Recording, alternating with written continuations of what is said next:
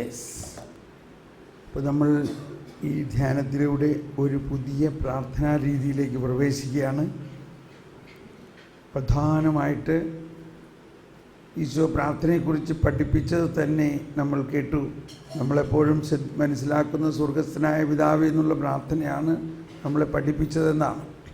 തീർച്ചയായിട്ടും അതിന് പിന്നീട് നമുക്ക് വിശദീകരിച്ച് പഠിക്കാം. എന്നാൽ സ്വർഗസ്ഥനായ പിതാവേ എന്നുള്ള പ്രാർത്ഥന പഠിപ്പിക്കുന്നതിന് മുൻപ് മത്തായി 6:6 പറയുന്നത് നമ്മൾ കേൾക്കണം. മത്തായി 6:6 പറയുന്നത് എന്താ? നീ പ്രാർത്ഥിക്കുമ്പോൾ നിൻ്റെ മുറിയിൽ കടന്ന്. അതേതാണ് ആ മുറി? പണ്ടൊക്കെ ഞാൻ വിചാരിച്ചിരുന്നത് നമ്മുടെ വീട്ടിൽ ഒരു പ്രാർത്ഥനാ മുറിയുടെ ഉള്ളിൽ കടന്ന് കഥ കടയ്ക്കുക എന്നുള്ളതായിരുന്നു. എന്നാൽ പിന്നീട് മനസ്സിലായി അതല്ല. പിന്നെ എന്താ? നീ പ്രാർത്ഥിക്കുമ്പോൾ നിന്റെ മുറിയിൽ കടന്ന് കതകടച്ച് രഹസ്യമായി നിന്റെ പിതാവിനോട് പ്രാർത്ഥിക്കുക. കേട്ടോ, ആ നിന്റെ മുറി എന്ന് പറയുന്നത് നമ്മുടെ ഹൃദയത്തിൻ്റെ ആ ഉള്ളറയാണ്. അവിടെ ഒരു സക്രാരി പോലെ കർത്താവ് അവിടെ ഉണ്ട്. ഇങ്ങോട്ട് വായിക്കാം. നീ പ്രാർത്ഥിക്കുമ്പോൾ നിന്റെ മുറിയിൽ കടന്ന് കതകടച്ച് രഹസ്യമായി നിന്റെ പിതാവിനോട് പ്രാർത്ഥിക്കുക. രഹസ്യങ്ങൾ അറിയുന്ന പിതാവ് നിനക്ക് പ്രതിഫലം നൽകും. അതാണ് വലിയൊരു കാര്യമാണ്. അതത്ര എളുപ്പം മനസ്സിലാവില്ല എന്താണ് ഈ രഹസ്യങ്ങളെന്നും.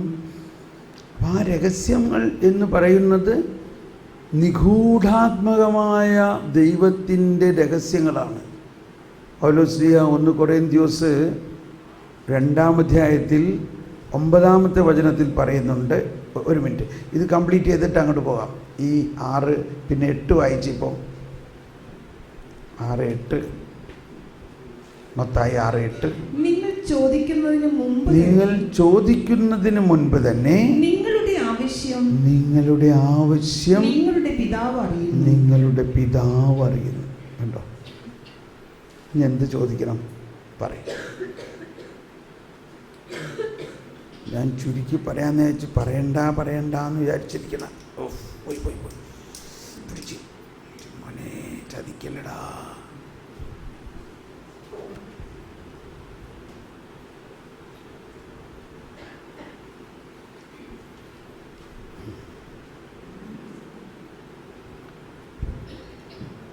യോഹന്നാൻ ക്രൂസ്, ജോൺ ഓഫ് ദ ക്രോസിൻ്റെ പ്രസിദ്ധമായ കർമ്മലമലകയറ്റം എന്ന പുസ്തകം. അതൊന്ന് മുഴുവനും വായിച്ചില്ലെങ്കിലും ഇടയ്ക്കൊന്ന് വല്ല ലൈബ്രറിയിലൊക്കെ പോയിട്ടൊന്ന് തുറന്നു നോക്കിയാൽ മതി. ഒരു 3-4 വരിയൊക്കെ ഒന്ന് വായിച്ചാൽ നല്ലതാണ്. അപ്പം നമുക്കത് വായിക്കാനൊരു ദാഹം വരും. എത്ര പേരത് വായിച്ചിട്ടുണ്ട്? ഞാൻ ഒന്ന് കൈവക്കിയേ. എത്ര പേര് വായിച്ചിട്ടുണ്ട്? Very good. അതിൽ എന്നെ സ്പർശിച്ച ഒരു വാക്കിതാണ്, when you are on your way, abandon that way, go to another way, where there is no way, that is the way. When you are on your way, എഴുതണുള്ളവർ എഴുതിക്കോണം. when you are on your way, abandon that way. when you are on your way, അത് നമ്മുടെ ബുദ്ധിയിലും ബോധ്യത്തിലും രൂപം കൊണ്ട ഒരു വഴിയിലൂടെ നമ്മൾ പോകുമ്പോൾ abandon that way, അതിനെ ഉപേക്ഷിക്കുക. go to another way, വേറൊരു വഴിക്ക് പോവുക. where there is no way, ഒരു വഴിയില്ലാത്ത വഴി. അതാണ് ദൈവത്തിൻ്റെ വഴി എന്ന് പറഞ്ഞാൽ അത് മനുഷ്യബുദ്ധിക്ക് അജ്ഞാതമായിരിക്കും. എന്നാൽ നമുക്കപ്പം മനസ്സിലാവും ഇതാണ് വഴി എന്ന്. മനുഷ്യബുദ്ധിയിൽ രൂപം കൊള്ളുന്ന ഒന്നാണെങ്കിൽ അതിലൊരു വിസ്മയനീയതയില്ല. ഇപ്പം ഞാൻ 25 വർഷം മുമ്പ് നല്ല ജോലി ചെയ്തുകൊണ്ടിരിക്കെ ഞാനും ഭാര്യയും 2 കൊച്ചുകുട്ടികളും. അപ്പോൾ കർത്താവ് പറയാണ്, അതങ്ങ് ഉപേക്ഷിച്ചിട്ട് ഞാൻ കാണിച്ചു തരുന്ന സുവിശേഷ പ്രഘോഷണത്തിന് ഇറങ്ങുക. സാധാരണഗതിയിൽ ശമ്പളമൊക്കെ വേണ്ടേ, നല്ല നമുക്ക് ജീവിക്കാൻ പറ്റുള്ളൂ. വാടക കൊടുക്കണം, വീട്ടിലെ കാര്യങ്ങൾ നടക്കണം, പിള്ളേരുടെ പഠിപ്പ്. അതിനുള്ള ഒരു വഴിയും അതിനകത്ത് പറയുന്നില്ല. ഒരു സുവിശേഷ വേലക്കാരന് ഒരു സ്റ്റൈഫൻഡോ പോക്കറ്റ് മണിയോ പണ്ടുമില്ല, ഇന്നുമില്ല. അതുകൊണ്ട് കംപ്ലൈൻ്റ് ഒന്നുമില്ല. അതെന്തിനാ? കർത്താവിൽ മാത്രം ശരണപ്പെടാൻ വേണ്ടിയാണ്. അപ്പോൾ കർത്താവ് പറഞ്ഞു, ഞാൻ ചോദിച്ചു എങ്ങനെ ഞാൻ അടുത്ത മാസം ജീവിക്കും? അപ്പോൾ ഇങ്ങനെയാണ് കർത്താവിൻ്റെ ഉത്തരങ്ങളെല്ലാം വളരെ മനോഹരമാണ്. നീ ആകാശത്തിലെ പറവകളെ ഒന്ന് നോക്കുവിൻ. നോക്കി കണ്ടോ? നീ അവയേക്കാൾ ശ്രേഷ്ഠനാണോ? തീർച്ചയായിട്ടും ഞാൻ ദൈവമകനാണ്. എങ്കിൽ ഈ ആകാശത്തിലെ പറവകൾക്ക് ഭക്ഷണം കൊടുക്കുന്നതിന് മുൻപ് നിൻ്റെ കാര്യം ഞാൻ നോക്കാണ്ട് കൊടുക്കില്ല. മനസ്സിലായോ? അതായിരുന്നു എൻ്റെ അപ്പോയിൻമെൻറ്റ് ലെറ്ററും സാലറി സ്ലിപ്പും എല്ലാം. ഞാൻ അത് വിശ്വസിച്ചു, അപ്പോയിൻമെൻറ്റ് സൈൻ ചെയ്തു, അക്നോളജ് ചെയ്തു. അതാണ് യോഹന്നാൻ ക്രൂസ് പറഞ്ഞത്, when you are on your own way, abandon that way, go to another way where there is no way, that is the way. അതാണ് നമ്മൾ നേരത്തെ പ്രാർത്ഥിച്ചത്. നിൻ്റെ മുറിയിൽ കടന്ന് കതകടച്ച് രഹസ്യത്തിൽ കാണുന്ന നിൻ്റെ പിതാവ് നിനക്ക് ആ രഹസ്യമുള്ള ഒരു വഴി കാണിച്ചു തരും. നീ ചോദിക്കുന്നതിന് മുൻപ് തന്നെ നിൻ്റെ പിതാവ് നിൻ്റെ വേണ്ടത് എന്താണെന്ന് അറിയുന്നു. ഇപ്പോൾ ജോൺ ഓഫ് ദ ക്രോസ് കർമ്മല മലകയറ്റത്തിൽ വേറൊരു ഭാഗത്ത് പറഞ്ഞിരിക്കുന്ന ഒരു ചെറിയ കഥ. ഒരമ്മ, നമ്മൾ വീട്ടിൽ സാധാരണ ഭക്ഷണമൊക്കെ ഉണ്ടാക്കുമ്പോൾ നമ്മൾ വലിയ ആളുകളുടെ രുചി അനുസരിച്ചല്ലേ ഉണ്ടാക്കണേ. ചിലപ്പോൾ നല്ല എരിവുള്ള മീൻകറിയൊക്കെ ഉണ്ടാക്കും. ഈ എരിവുള്ള മീൻകറി കൊച്ചുങ്ങൾക്ക് ഇഷ്ടാവോ? ഇഷ്ടാവോ എരിവുള്ള മീൻകറി? ഇല്ല കേട്ടോ. അപ്പോൾ അമ്മ എന്ത് ചെയ്തു? അമ്മ, അയ്യോ ഇതിപ്പോൾ കുട്ടികൾക്ക് ഇഷ്ടാവില്ലെന്ന് മാത്രമല്ല, അതവർക്ക് കൊടുക്കാൻ പാടില്ല, ഇല്ലേ? അവരുടെ വയറെരിയും, അവർക്ക് ഇറക്കാൻ തന്നെ പറ്റില്ല. അവർക്ക് വേണ്ടി വേറെ ഫുഡ് പ്രിപ്പയർ ചെയ്തു. അപ്പോൾ എന്തൊക്കെ ആക്ടിവിറ്റി, പാരലൽ ആക്ടിവിറ്റിയായി. അതിനുവേണ്ടി ഷോപ്പിംഗ് ചെയ്തു, അതരിഞ്ഞു, അതിനുവേണ്ടി വേറെ അടുപ്പിൽ വേറെ കുക്ക് ചെയ്തു. അവൾക്ക് വേണ്ടി, കുഞ്ഞിന് വേണ്ടി മാത്രം പ്രത്യേകം നല്ല അവളുടെ ടേസ്റ്റിലുള്ള, അവളുടെ ശരീരത്തിൻ്റെ പോഷകങ്ങളൊക്കെ ആവശ്യമുള്ള ഭക്ഷണം ഉണ്ടാക്കി. അമ്മയ്ക്ക് ഭയങ്കര സന്തോഷമായി. ഇന്ന് എൻ്റെ മകൾക്ക് നല്ല രുചിയുള്ള വൈറ്റാമിൻസും പ്രോട്ടീൻസും ഒക്കെ ഉള്ള ഒരു ഭക്ഷണം ഉണ്ടാക്കി. ഇത് അവൾ കഴിച്ചു കഴിഞ്ഞാൽ അവൾ മിടുക്കിയാവും, അവളുടെ ശക്തി കിട്ടും എന്നൊക്കെ സ്വപ്നം കണ്ട് ഊണുമേച്ചർ അടുത്ത് വന്നപ്പോൾ ഇതെല്ലാം വിളമ്പിക്കഴിഞ്ഞ് ഇത് കണ്ട വഴി തന്നെ അവൾക്ക് പറയണം, എനിക്കിത് വേണ്ട എന്ന് പറഞ്ഞു. മോളെ, ഇത് നിനക്ക് വേണ്ടി മാത്രം ഞാൻ ഉണ്ടാക്കിയത്. എനിക്ക് വേണ്ട, എനിക്ക് നിങ്ങൾ കഴിക്കുന്ന ഭക്ഷണം മതി. മമ്മിയും പപ്പയും കഴിക്കണത് തന്നെ ഞാൻ കഴിക്കുള്ളൂ. അയ്യോ മോൾ, ഇത് കഴിച്ചാൽ നിൻ്റെ വയറെരിയും, നിനക്ക് അസുഖം വരും.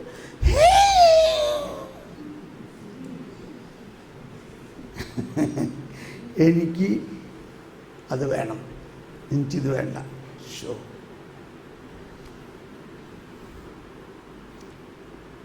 കടന്ന് ഭയങ്കര കരച്ചിൽ. ഒരുപക്ഷെ 9 പ്രാവശ്യം കരഞ്ഞു കാണും. മനസ്സിലായോ അതിൻ്റെ അർത്ഥം? അതിനെയാണ് നൊവേന എന്ന് പറയുന്നത്. 9 പ്രാവശ്യം കരഞ്ഞു കഴിഞ്ഞപ്പോൾ നൊവേനയൊക്കെ ചെല്ലുന്നത് നല്ലതാണ് കേട്ടോ. ഞാൻ അതിന് വേറൊരു ആംഗിൾ പറയാണ്. അപ്പൻ പറഞ്ഞു, അത് ചോദിക്കണത് കൊടുക്കും, മിണ്ടാതിരിക്കട്ടെ, സമാധാനാവട്ടെ, അത് ചോദിക്കണത് കൊടുക്കും. അങ്ങനെ അല്ലെങ്കിൽ പിന്നെ അതൊന്നും കഴിച്ചില്ലെന്ന് വരും. അതുകൊണ്ട് അത് ചോദിക്കണത് കൊടുത്തു. അപ്പം ഇതാണ് ജോൺ ഓഫ് ദ ക്രോസ് പറയുന്നത്, നമ്മളുടെ മിക്കവരുടെയും പ്രാർത്ഥന ഇങ്ങനെയാണെന്നാണ്. നമ്മുടെ ബുദ്ധിയിൽ രൂപം കൊള്ളുന്ന ഇംപെർഫെക്റ്റ് ആയിട്ടുള്ള, it's not the perfect will of God, ആ ആഗ്രഹങ്ങൾക്ക് വേണ്ടി നമ്മൾ കരയണം. ഉദ്ദിഷ്ടകാര്യം സാധിച്ചു കഴിയുമ്പോൾ അതിൻ്റെ ഉപകാരസ്മരണയൊക്കെ കൊടുക്കണം പേപ്പറിൽ അവിടെ ഇവിടെയൊക്കെ. പക്ഷേ കർത്താവ് നീ ചോദിക്കുന്നതിന് മുമ്പ് തന്നെ നിനക്ക് വേണ്ടി ഒരുക്കിയിരിക്കുന്ന ആ സേമിയ പായസം, ആ നല്ല ഭക്ഷണം അവിടെ ഇരിക്കുകയാണ് ഇപ്പോഴും. അത് വേറെ ആർക്കും കൊടുക്കാനും പറ്റില്ല. അതാണ്. ഒരു മിനിറ്റ് ഒന്ന് കണ്ണടച്ച് അതിങ്ങോട്ട് തരാൻ പറഞ്ഞേ. ഏത്? കർത്താവേ, കണ്ണടച്ച് ഉള്ളിൻ്റെ ഉള്ളിൽ ചെന്ന്, പിതാവേ, അങ്ങെനിക്ക് വേണ്ടി ഒരുക്കി വച്ചിട്ടുള്ള, ഞാൻ ചോദിക്കുന്നതിന് മുമ്പ് തന്നെ എന്നെക്കുറിച്ചുള്ള പദ്ധതിയുടെ ഭാഗമായിട്ട് അങ്ങയുടെ പ്രിയപ്പെട്ട വാത്സല്യഭാജനത്തിനായിട്ട് അങ്ങ് ഒരുക്കി വച്ചിരിക്കുന്ന ആ മേൽത്തരം ഭക്ഷണം എനിക്ക് തരൂ. ആ വിസ്മരണീയമായ ജ്ഞാനം എനിക്ക് തരൂ. നിങ്ങൾ കണ്ണടച്ച് തന്നെ പ്രാർത്ഥിക്കുക. ഇവിടെ ഒരു വചനം വായിക്കുന്നു. ഇപ്പോൾ ആ വചനം നോട്ട് ചെയ്യേണ്ട, പിന്നീട് നമുക്ക് നോട്ട് ചെയ്യാം. 1 കൊറിന്ത്യൻസ് 2:9. 1 കൊറിന്ത്യൻസ് 2:9. ദൈവം തന്നെ സ്നേഹിക്കുന്നവർക്കായി സജ്ജീകരിച്ചിരിക്കുന്നവ കണ്ണുകൾ കാണുകയോ ചെവികൾ കേൾക്കുകയോ മനുഷ്യ മനസ്സ് ഗ്രഹിക്കുകയോ ചെയ്തിട്ടില്ല. എന്നാൽ നമുക്ക് ദൈവം അതെല്ലാം ആത്മാവ് മുഖേന വെളിപ്പെടുത്തി തന്നിരിക്കുന്നു. എന്തെന്നാൽ ആത്മാവ് എല്ലാ കാര്യങ്ങളും ദൈവത്തിന്റെ നിഗൂഢ രഹസ്യങ്ങൾ പോലും അന്വേഷിച്ച് കണ്ടെത്തും. മനുഷ്യന്റെ അന്തർഗതങ്ങൾ ഇത്ര മതി. ഇപ്പോൾ ദൈവം നമുക്കായി ഒരുക്കിയിരിക്കുന്നത് കണ്ണ് കാണുക, അതായത് നമ്മുടെ കണ്ണുകൾക്ക് കാണാനോ കാതുകൾക്കോ മനുഷ്യ മനസ്സിനോ ഗ്രഹിക്കാൻ പോലും സാധിക്കാത്ത അത്രയ്ക്ക് വലിയതാണ്. അത് വേണോ? അതാണ് വേണ്ടത്. ഓ ഈശോയേ, പരിശുദ്ധാത്മാവേ, അതെനിക്ക് നൽകണേ. എൻ്റെ ഇഷ്ടമല്ല, അങ്ങയുടെ ഇഷ്ടം.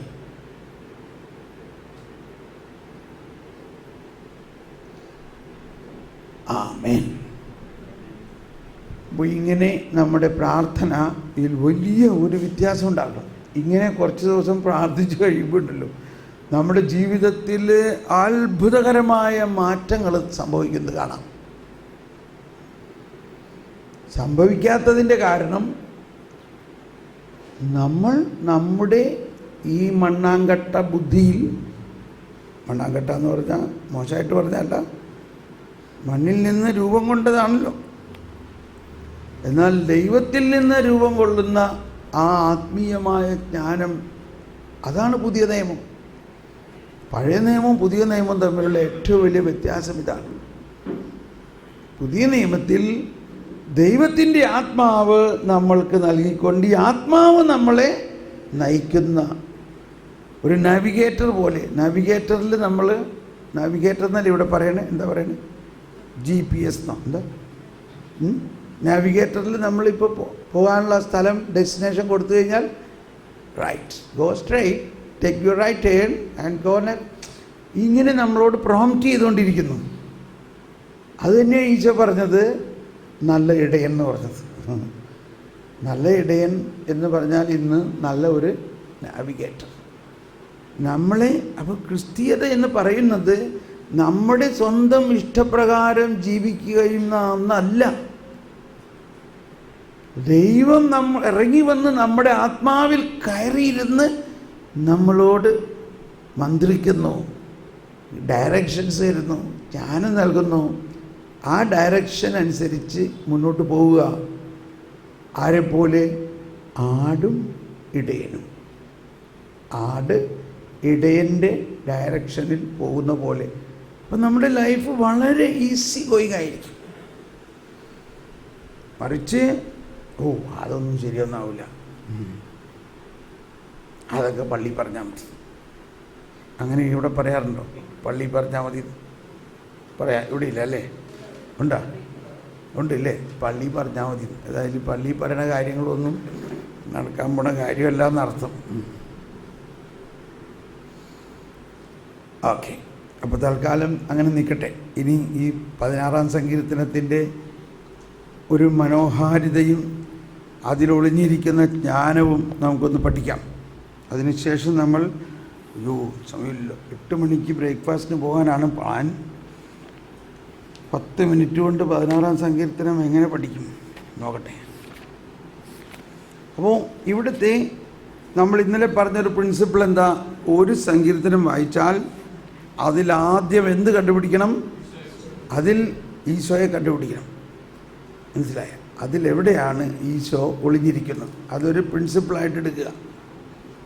അത് കണ്ടുപിടിച്ച് കഴിഞ്ഞാൽ പിന്നെ ഒരു കീ കൊണ്ട് അത് ഓപ്പൺ ചെയ്ത മാതിരി അതിന് മുൻപും പിൻപും ഉള്ളതെല്ലാം നമുക്കിങ്ങനെ വിരിഞ്ഞു വരും.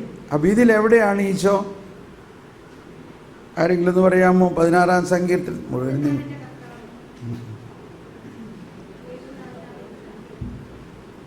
അതുപോരാ, അതിനേക്കാൾ ആഴമായ ഒരു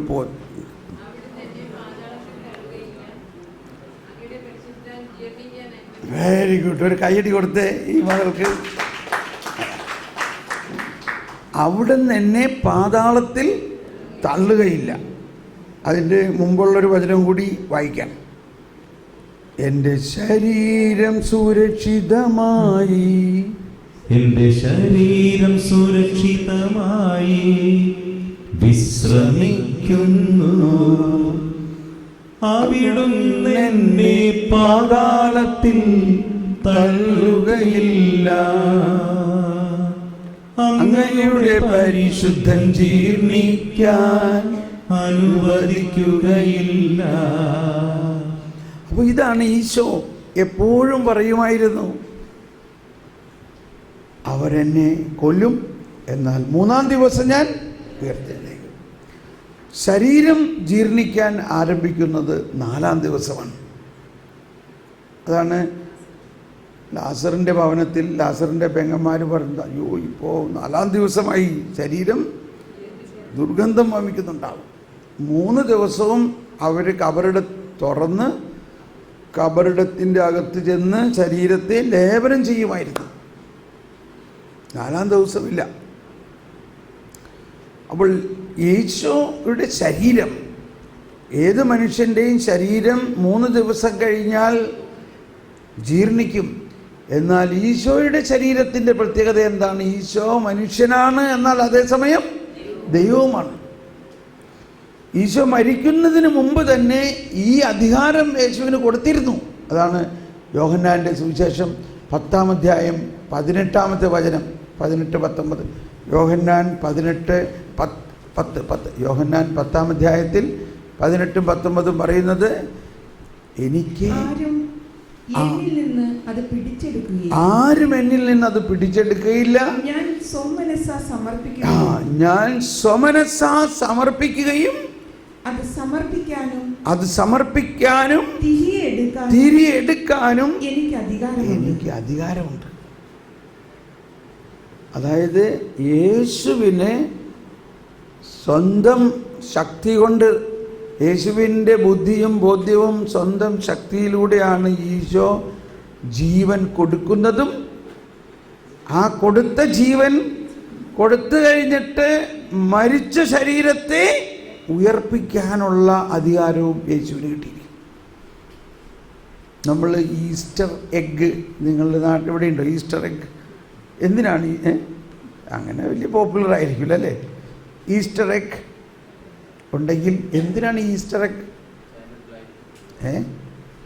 ഈസ്റ്റർ എഗ്ഗിൻ്റെ അർത്ഥം എന്താ?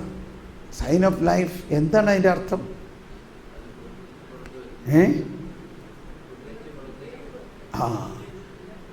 ഉയർപ്പിൻ്റെ പ്രതീകമാണ്. എന്താണ് അതിൻ്റെ പ്രത്യേകത? കോഴി കുഞ്ഞുങ്ങളെ, കോഴിമുട്ടയുടെ ഉള്ളിൽ കുഞ്ഞുണ്ട്. ആ കുഞ്ഞ് പുറത്തു വരാൻ അതിന് വേണ്ട ചൂടും ആ കോഴി, തള്ളക്കോഴി ഇരുന്ന് കഴിയുമ്പോൾ കൃത്യസമയത്ത് എങ്ങനെയാണ് അത് പുറത്തു വരുന്നത്? അതിൻ്റെ ഷെല്ല് ആരാ പൊട്ടിക്കുന്നേ? തള്ളക്കോഴി പൊട്ടിക്കുന്നോ അതോ കോഴിക്കുഞ്ഞ് തന്നെ ഉള്ളിൽ നിന്ന് പൊട്ടിക്കുന്നോ? കോഴിക്കുഞ്ഞ്. അതാ കോഴി, അതായത് ഈ അകത്ത് കുഞ്ഞ് പുതുജീവൻ കിട്ടിക്കഴിഞ്ഞിട്ട്, കുഞ്ഞിൻ്റെ ഉള്ളിൽ ആ ജീവൻ ലഭിച്ച് അതിന് ചുണ്ട് വന്നു, അതിൻ്റെ ശരീരം മുഴുവനും മനോഹരമായ തൂവൽ കൊണ്ടെല്ലാം അതൊക്കെ ആയിക്കഴിഞ്ഞിട്ട് അത് ഉള്ളിൽ നിന്നും പൊട്ടിച്ച് ആ തൊണ്ട് പൊളിച്ച് ഉയർത്തെഴുന്നേറ്റുകൾ വരുത്തും. അപ്പോൾ ചിലപ്പോൾ ഇച്ചിരി വൈകും കൺക്ലൂഡ് ചെയ്യണം. ഓക്കെ, ഇവിടെ അത് ഇതിൻ്റെ കൂടെ ചേർത്ത് പറയുമ്പോഴാണ് ഈശോ മരിച്ചു എന്ന് പറഞ്ഞാൽ എന്താ അർത്ഥം? മരണം എന്ന് പറയുന്നത് ആത്മാവും ശരീരവും വേർപെടുന്നതാണ് മരണം. ആത്മാവും ശരീരവും വേർപെട്ടു. അങ്ങനെ ആത്മാവും ശരീരവും വേർപെട്ടു. ഈശോയുടെ, അതേസമയം ഈശോയുടെ മരണത്തിൻ്റെ മറ്റൊരു പ്രത്യേകത, ഈശോ തൻ്റെ രക്തം, മനുഷ്യൻ്റെ മുഴുവനും പാപം ഏറ്റെടുത്ത ആ രക്തം അവിടെ മുഴുവനും വാർന്നു പോയി. ഈശോ അർപ്പിച്ച ബലി മരിച്ച ബലിയല്ല, സജീവ ബലിയാണ്. സജീവ ബലി. ഈശോ ബലി അർപ്പിച്ചത് മരിച്ചതിന് ശേഷമല്ല. അത് വളരെ പ്രത്യേകമായ ഒരു കാര്യമാണ്. പഴയ നിയമത്തിലെ സകല ബലികളും ആടിനെയോ കാളക്കിടാങ്ങളെയോ കൊന്നു കഴിയുമ്പോൾ അത് ചത്തില്ലേ, ആ ചത്ത ശരീരമാണ് അവിടെ അർപ്പിക്കുന്നത്. അതുപോലെ ഒരു കുഞ്ഞാടിൻ്റെ ബലിയല്ല ഈശോ. അതുകൊണ്ടാണ് നമ്മൾ കുർബാനയിലെല്ലാം ഒരുപാട് സ്ഥലത്ത് പറയുന്നതാണ്, നമ്മൾ ശ്രദ്ധിക്കണം. സജീവ ബലിയായി അവൻ അർപ്പിച്ചു. സജീവ ബലി എന്ന് പറഞ്ഞാൽ ഈശോ ബലി അർപ്പിച്ചത് ജീവനോടെയാണ്, എന്ന അതേ സമയത്ത് രക്തം വാർന്നുകൊണ്ടിങ്ങനെ ഇരിക്കുകയാണ്. രക്തം വാർന്ന് അവസാനിച്ചതോടുകൂടി ബലി അവസാനിച്ചു. അഥവാ ബലി പൂർത്തിയായി. ഓക്കെ, അത് വലിയൊരു വിഷയമാണ്. എന്നാൽ ഇവിടെ എന്ത് സംഭവിച്ചു? അപ്പോൾ ഈ ശരീരത്തിലുണ്ടായിരുന്ന രക്തം മുഴുവനും വാർന്നു പോയി. ചങ്കിൽ കുത്തിയപ്പോൾ അവസാന തുള്ളിയും വാർന്നുപോയി. പിന്നെ ഈ ശരീരം അടക്കിയപ്പോൾ ആ ശരീരത്തിൽ രക്തമുണ്ടായിരുന്നോ? ഇല്ലല്ലോ. ആ പാപം നിറഞ്ഞ രക്തം മുഴുവനും വാർന്ന്, എന്നാൽ 2 ദിവസം അല്ലെങ്കിൽ 3-ാം ദിവസം, അതുപോലെ ഇന്നലെ നമ്മൾ കണ്ടില്ലേ, അവൻ്റെ എല്ലുകൾ എണ്ണാമായിരുന്ന രീതിയിൽ അവൻ്റെ ശരീരത്തിൻ്റെ മാംസവും വാസ്തവത്തിൽ പോയിരുന്നു. എന്നാൽ 3-ാം ദിവസം എന്താ അവിടെ കാണുന്നത്? പുതിയ രക്തം, പുതിയ ശരീരം. ഇതൊരു കെട്ടുകഥയാണോ?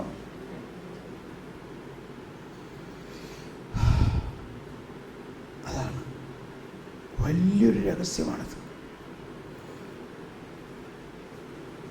ഈശോയുടെ ആ ശരീരം ആത്മാവിൽ നിന്ന് വേർപെട്ടു എങ്കിലും, ശ്രദ്ധിക്കണം, ഇത് നമ്മുടെ കുർബാനയിലുള്ള കുർബാനയുടെ തക്സ ഇവിടെ ഉണ്ടോ?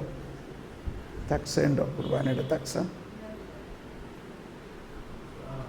ഒന്നെടുത്ത മോനെ. 1000 അല്ലല്ല, ഇവിടെ 600 തക്സയാണ്. ഇതിനകത്ത് വിഭജന പ്രാർത്ഥന എന്ന് പറഞ്ഞിട്ടുള്ളത്. വിഭജന പ്രാർത്ഥന അത് തന്നെ തുറന്ന് കിട്ടി. കണ്ടോ, അത് തന്നെ അപ്പം മുറിക്കുന്ന ശുശ്രൂഷ. വചനമായ ദൈവം ശരീരത്തിൽ ഇപ്രകാരം യഥാർത്ഥമായി പീഡ അനുഭവിക്കുകയും ബലിയായിത്തീർന്ന് കുരിശിൽ വെച്ച് ഖണ്ഡിക്കപ്പെടുകയും ചെയ്തു. ശ്രദ്ധിക്കണേ, അവൻ്റെ ആത്മാവ് ശരീരത്തിൽ നിന്ന് വേർപെട്ടെങ്കിലും ദൈവത്വം ആത്മാവിൽ നിന്നോ ശരീരത്തിൽ നിന്നോ വേർപിരിഞ്ഞില്ല. ഇത് വലിയൊരു രഹസ്യമാണ്. മരണം എന്ന് പറഞ്ഞാൽ ശരീരവും ആത്മാവും വേർപെടുന്നതാണ് മരണം. ആ മരിക്കുന്ന അവസ്ഥയിൽ ശരീരവും ആത്മാവും രണ്ടായി. എന്നാൽ ആ ആത്മാവിൻ്റെ ദൈവത്വം നിലനിൽക്കുന്നത് പോലെ തന്നെ ശരീരത്തിൽ ഒരു ദൈവത്വമുള്ളത് നിലനിൽക്കുന്നു. ആ ദൈവത്വമാണ് ഈ ശരീരത്തിൽ ഉയർപ്പിൻ്റെ പ്രധാന പ്രവർത്തനം നടക്കുന്നത്. അവൻ്റെ ആത്മാവ് ശരീരത്തിൽ നിന്ന് വേർപെട്ടെങ്കിലും ദൈവത്വം ആത്മാവിൽ നിന്നോ ശരീരത്തിൽ നിന്നോ വേർപിരിഞ്ഞില്ല. ആത്മാവിൽ നിന്നോ ശരീരത്തിൽ നിന്നോ വേർപിരിഞ്ഞില്ല. അപ്പം ഈ അടക്കിയിരിക്കുന്ന ശരീരത്തിൽ ദൈവത്വമുണ്ട്. അവൻ കുന്തം കൊണ്ട് വിലാവിൽ കുത്തേറ്റു. ലോകത്തിന് മുഴുവൻ പാപപരിഹാരം ഉണ്ടാകുന്ന രക്തവും വെള്ളവും അവിടെ നിന്നൊഴുകി. അവയാൽ അവൻ്റെ ശരീരം മുഴുവൻ നനഞ്ഞു. സർവ്വലോകത്തിൻ്റെയും പാപം നിമിത്തം പുത്രൻ തമ്പുരാൻ കുരിശിൽ മരിച്ചു. അവൻ്റെ ആത്മാവ് വീണ്ടും ശരീരത്തോട് ചേരുകയും, ശ്രദ്ധിക്കണേ, ഇടത്തേതിനടുത്ത ജീവിത രീതിയിൽ നിന്നും വലത്തേതിലേക്ക് അവൻ നമ്മെ തിരിക്കുകയും ചെയ്തു. അതാണ് ഇപ്പം നിങ്ങളുടെ കുരിശുവരയിൽ വ്യത്യാസമുണ്ടെന്ന് തോന്നുന്നു. ഞങ്ങൾ കുരിശ് വരയ്ക്കുമ്പോൾ പിതാവിൻ്റെയും പുത്രൻ്റെയും പരിശുദ്ധാത്മാവിൻ്റെയും ഇടത്തേതിൽ നിന്നും വലത്തേതിലേക്ക്. നിങ്ങളങ്ങനെ തന്നെയല്ലേ? Praise the Lord. വേറെ അങ്ങനെ തന്നെയല്ലേ? ഇടത്തേതിൽ നിന്ന് വലത്തേതിലേക്കല്ലേ? ഇങ്ങനെയാണല്ലേ? അപ്പോൾ ഇങ്ങനെ വരയ്ക്കണവരാരാ?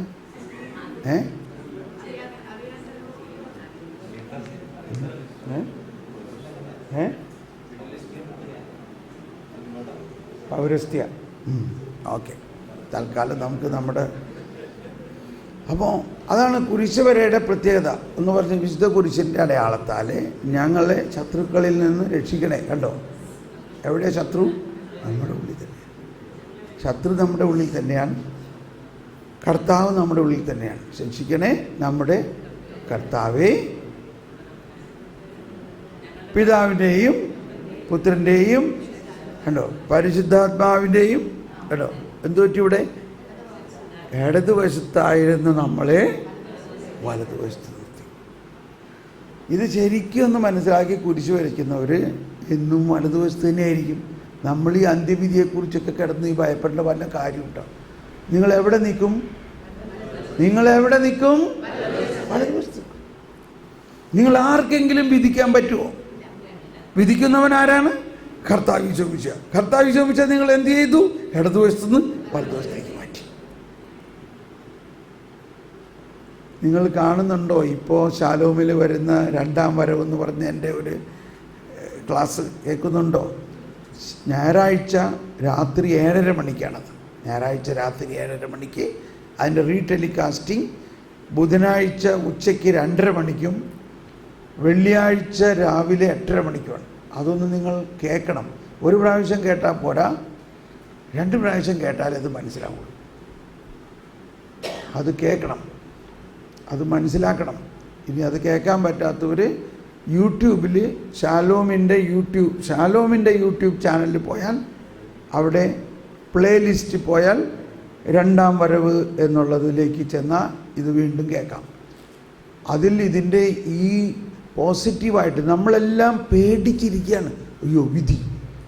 ഒരുപാട് പ്രാവശ്യം കുർബാനയിൽ, ഇപ്പോൾ നമ്മുടെ സീറോ മലബാർ കുർബാനയിൽ പാടുന്നത്, വിധിയിൽ വീഴാതവനെ ഞാൻ അന്തിമ ദിവസമുയർപ്പിക്കും. എന്തുകൊണ്ട്? നിത്യായുസ്സവനേകും ഞാൻ ഏവം നാഥനരുൾ ചെയ്തു. റോമർ 8:1 പറയുന്നത്, യേശുക്രിസ്തുവിനോട് ഐക്യപ്പെട്ടിരിക്കുന്നവർക്ക് ഇനി ശിക്ഷാവിധി ഇല്ല.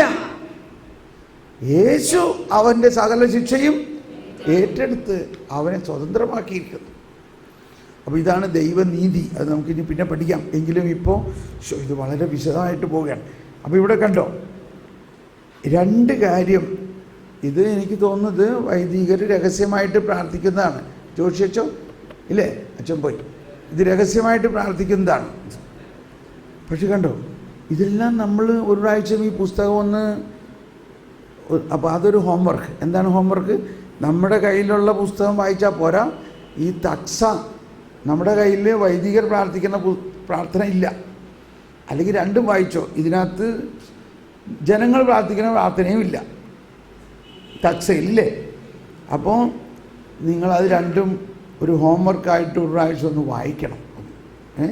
ഇത് വായിക്കുമ്പോഴാണ് എന്തോ ഒരു വലിയ കാര്യമാണ്. അപ്പോൾ ഒന്ന് മനസ്സിലായി, അവൻ്റെ ആത്മാവ് ശരീരത്തിൽ നിന്ന് വേർപെട്ടെങ്കിലും ദൈവത്വം അവൻ ആത്മാവിൽ നിന്നോ ശരീരത്തിൽ നിന്നോ വേർപെടുന്നില്ല. അത് വലിയൊരു കാര്യം. മറ്റൊന്ന്, അവൻ തൻ്റെ രക്തത്താൽ അവൻ്റെ ആത്മാവ് വീണ്ടും ശരീരത്തോട് ചേരുകയും ഇടത്തേതിനടുത്ത ജീവിത രീതിയിൽ നിന്നും നമ്മെ വലത്തെ മാറ്റിയിരിക്കുന്നു. അപ്പോൾ ഇനി നമ്മൾ എവിടെയായിരിക്കും? വലത്ത് തന്നെയായിരിക്കും. ഒരാളെ നമ്മളെ വലത്തതിൽ നിന്ന് ഇടത്തേതിലേക്ക് മാറ്റാൻ പറ്റില്ല.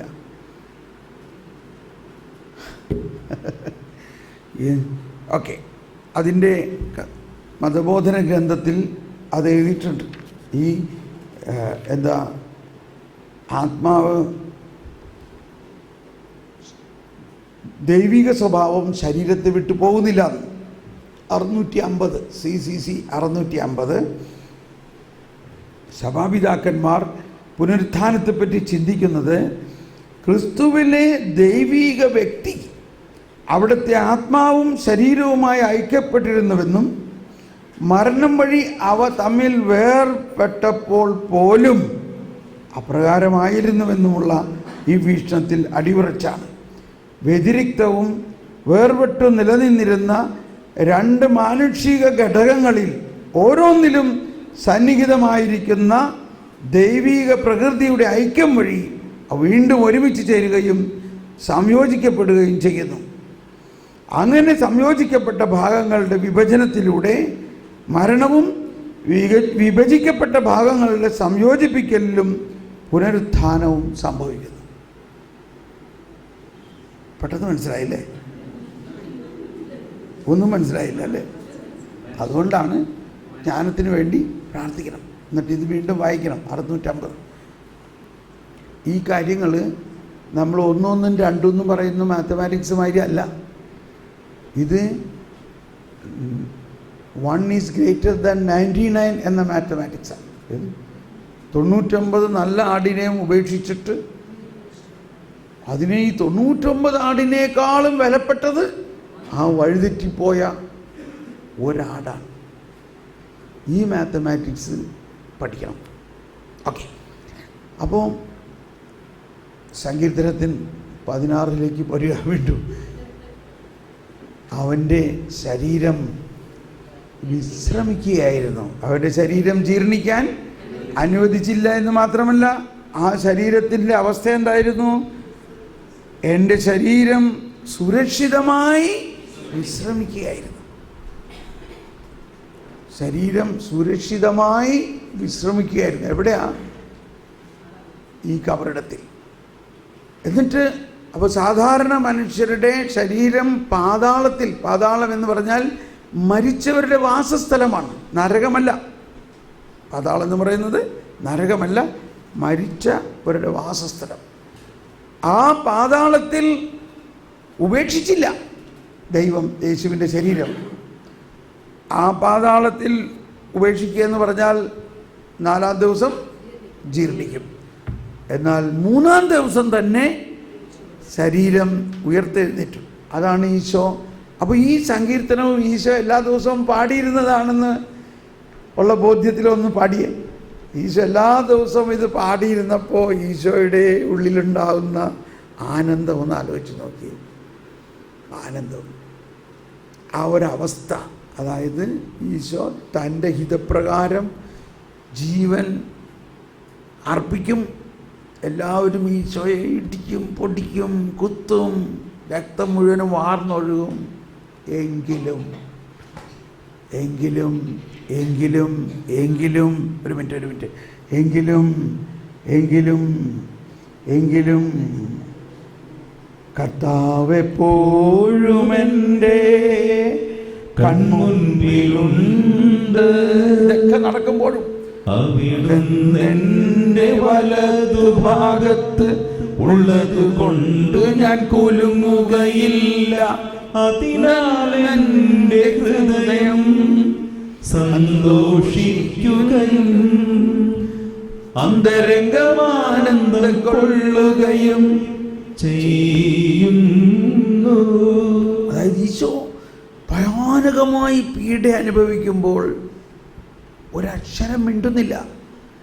ഈ ഭയാനകമായ പീഡ, പൈശാചികതയുടെ ഉച്ചകോടി അനുഭവത്തിലൂടെ ഈശോ അനുഭവിക്കുമ്പോൾ ഈശോയുടെ ഉള്ളിൻ്റെ ഉള്ളിൽ ഒരു അന്തരംഗത്തിൽ നിന്നും കരുണയുടെ ഒരു വലിയ പ്രവാഹത്തെ ലോകത്തിലേക്ക് അങ്ങ് ഒഴുക്കുകയായിരുന്നു.